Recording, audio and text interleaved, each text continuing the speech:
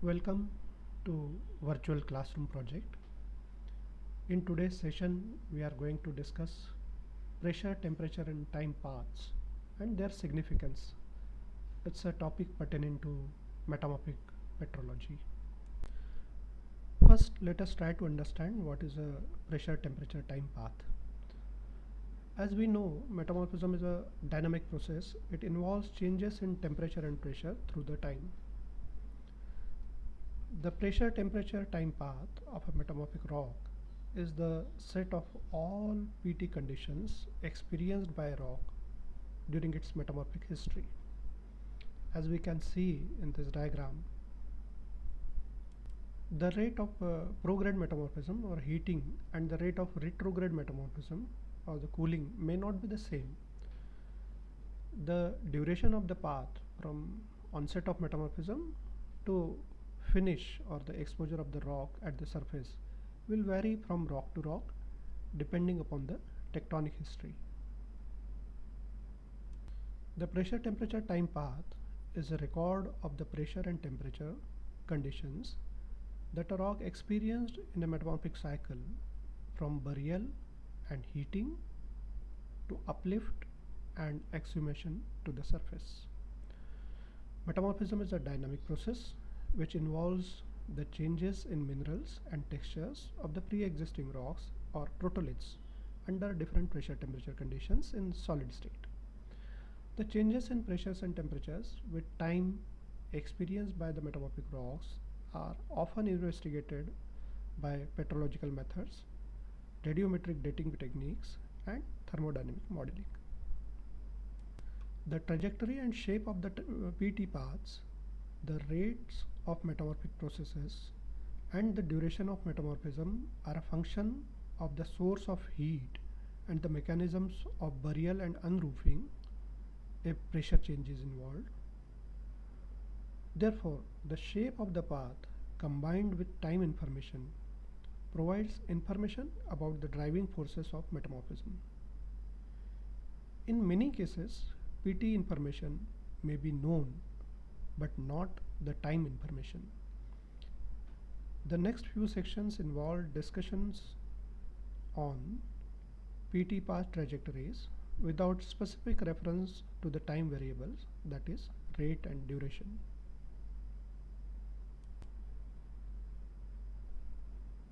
As we can see in the diagrams, PT paths are commonly described as clockwise or anti-clockwise.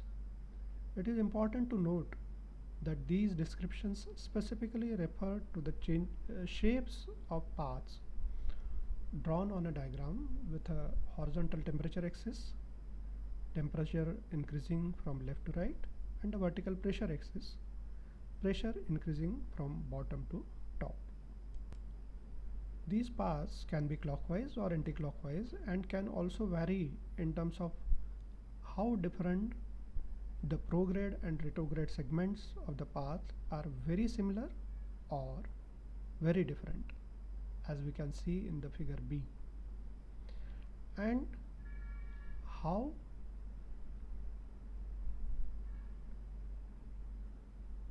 different the maximum pressure and the maximum temperature are from each other, as we can see in the figure C. Now let us try to understand the various stages in the PTT paths. The PTT paths often reflect various stages of the metamorphic cycle. A metamorphic cycle implies the series of processes that a rock experienced from burial, heating to uplift and erosion. The PT conditions experienced by a rock throughout these processes can be classified into three main stages according to temperature changes. Prograde or pre-peak metamorphism, the process when the rock is buried and heated in environments such as basins or subduction zones. Here the devolatilization reactions, that is release of gases like CO2 and water vapors, are common. The second stage is peak metamorphism. Here the maximum temperature is reached throughout the metamorphic history. And the third stage is retrograde metamorphism. The metamorphism occurred during the uplift and cooling of the rock. The PTT paths are generally classified into two types: clockwise PTT paths, which are related to collision origin and involve high pressures followed by high temperatures, and anti-clockwise PTT paths, which are usually of intrusion origin and involve high temperatures before high pressures. The clockwise and anti-clockwise names refer to the apparent directions of the path in the Cartesian space, where the x-axis is temperature and y-axis is pressure. Now let us try to understand about the clockwise PTT paths. Metamorphic rocks with clockwise PTT paths are commonly associated with a near isothermal decompressional PT trajectory. Clockwise PTT paths normally consist of three parts: initial heating and compression until arriving at a peak. A high pressure, low temperature peak is often observed, that is, prograde metamorphism until the peak. Near isothermal decompression after the peak, stage 1, the retrograde metamorphism. Further decompression and cooling at a slow rate, stage 2 of the retrograde metamorphism, as we can see in the diagrams over here. One might expect that the rock reaches its peak metamorphism at the peak temperature and pressure at similar time, and near isothermal decompression PTT path is observed at the stage 1 metamorphism. However, in reality, the rocks commonly experience the peak pressure prior to the peak temperature. This is due to the relative insensitivity of rocks to the thermal events, that is, poor conductivity of rock upon external thermal changes, whereas the rocks instantaneously experience pressure changes. This diagram shows a simple clockwise PTT path. Here we can observe the burial stage, the heating stage, the uplift stage, and unroofing. Now let us try to understand the anti-clockwise PTT paths. Metamorphic rocks with anti-clockwise PTT paths are commonly associated with a near isobaric cooling PT trajectory. Anti-clockwise PTT path normally consists of two parts: initial heating and compression until reaching a peak. A low pressure, high temperature peak is often observed. Prograde metamorphism until the peak. Near isobaric cooling after the peak, that is, retrograde metamorphism. It is commonly observed that the peak temperature is reached prior to the peak pressure in the anti-clockwise PTT paths, as the rocks usually experience the heat from the heat source before being extensively pressurized. This diagram shows a typical hypothetical anti-clockwise PTT path. This one is the heating stage, then the compression stage, then the uplift stage, and unroofing stage. The anti-clockwise PTT paths are generally seen in granulite facies conditions of metamorphism. Now the question is how these PTT paths are determined. For some rocks, the only part of PT path recorded in the mineral assemblage and texture of the rock is the peak of metamorphism. The conditions of thermal maximum, that is, the maximum temperature and the pressure at the maximum temperature, is recorded. If the rock had a sedimentary or volcanic protolith, one can infer that the rock started at the surface, reached peak conditions at some temperature and depth in the earth, and returned to the surface where the rock was collected. At the peak of metamorphism, the mineral assemblage presumably equilibrated and no or little further reaction took place as the rock cooled and decompressed en route to the earth's surface. Some rocks may record more of their PT paths. If a rock contains a partial record of its PT path, this is both good and bad. This is good because we want as much PT path information as possible so as to be able to interpret the thermal or tectonic processes and the history as well as possible. This is bad because the mineralogical and textural evidence for PT path segments other than the conditions of the peak of the metamorphism represent disequilibrium. In most cases, however, the evidence of disequilibrium can be very useful because it can be used to reconstruct PT path segments. A few common methods for inferring PT path segments are use of mineral inclusions, use of elemental zoning, and use of reaction textures. Let us try to understand the PTT path through this schematic clockwise PTT path diagram. Metamorphic minerals alter with the changing PT conditions with time without reaching complete phase equilibrium, making PTT path tracking possible. From 1910 million year ago to 1840 million year ago, the rock experienced an increase in PT conditions and formed mineral garnet, which is attributed to burial and heating, as we can see in this diagram over here. After that, the rock was continuously heated to the peak temperature and formed mineral cordierite. Meanwhile, it went through a great decrease in pressure around 1840 million year ago due to an uplift event, as we can see over here in this diagram.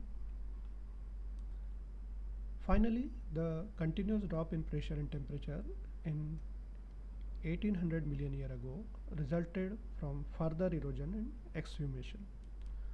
The peak pressure is found to be reached before the peak temperature, owing to the relatively poor thermal conductivity of the rock upon increasing PT condition, while rock instantaneously experienced the pressure changes.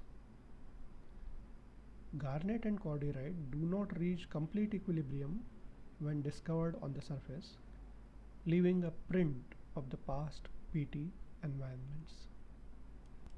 Now let us try to understand how these PTT paths are interpreted. An important part of using PT paths or PTT paths to understand metamorphic and tectonic processes is to relate the PT conditions, path shape, and if the age information is available, duration and rate of PT path segments to the driving forces of metamorphism. PT path shape by itself does not provide a unique interpretation of the tectonic processes or metamorphic driving forces. For example, clockwise paths can form in continental collision belts of the subduction zone. Similarly, some subduction zone rocks record clockwise paths and some record counterclockwise or anticlockwise paths. However, the integration of PT path characteristics, time and rate information, structural data, and other petrologic information can provide significant information about the metamorphic and tectonic processes of the terrain. Therefore, although subduction zone rocks can follow various paths during subduction and exhumation, determining the specific path that a particular exhumed subduction zone rock followed is important for understanding the subduction dynamics. There is one more dimension to these PTT paths, and that is the integration of deformation into PTT history. The idealized view of PT paths is that mineral assemblages equilibrate at every stage of the path, from the onset of metamorphism to the peak of metamorphism, at which the final assemblage is locked in. This view ignores kinetic factors related to the energetics of nucleation and growth of minerals. Although these factors may be important for some metamorphic phases and reactions.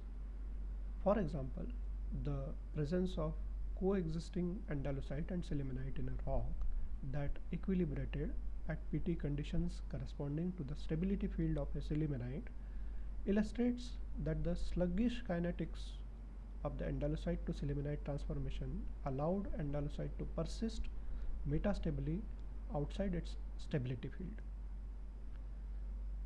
It is important to recognize the influence of deformation on metamorphic reactions and the extent to which deformation or the strain energy may assist the reaction. It is possible that two rocks of the same bulk composition that follow the same PT path, but they may have different deformational histories.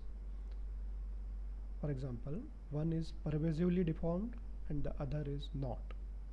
Perhaps because the strain is localized in the weaker rocks nearby. It will contain different mineral assemblages.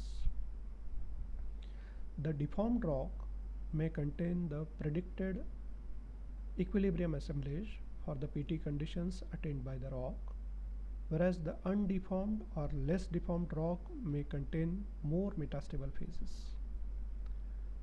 PT conditions and paths should therefore be considered in their structural context, and if possible a PTTD path or pressure temperature time deformation path should be constructed.